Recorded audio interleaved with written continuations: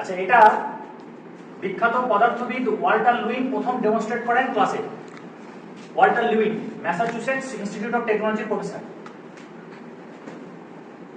যদি ফিজিক্সের উপর ভরসা থাকে তাহলে আমি এখান থেকে নড়বো না, ঠিক আছে?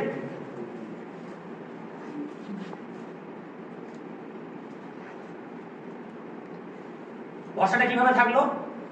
আমি এই যে একটুখানি গ্যাপ রেখেছিলাম, এই গ্যাপটা কোনোভাবেই কমবে না, বরঞ্চ বাড়বে। তার কারণ এটা যখন যাবে আবার ফিরবে, বাতাসের সঙ্গে ঘর্ষণ হবে, দিয়ে কিছুটা শক্তিও ক্ষয় করে ফেলবে। তাই যেখান থেকে শুরু করেছিল সেখানে আর পৌঁছাবে না, তার থেকে কম দূরত্ব পৌঁছাবে। বুঝতে পারলাম? এইবার যদি আমি একে বল প্রয়োগ করে ছাড়ি তখন কি হবে? তখন কিন্তু আমার মুখটাও ভেঙে দেবে। হয়েছে? ঠিক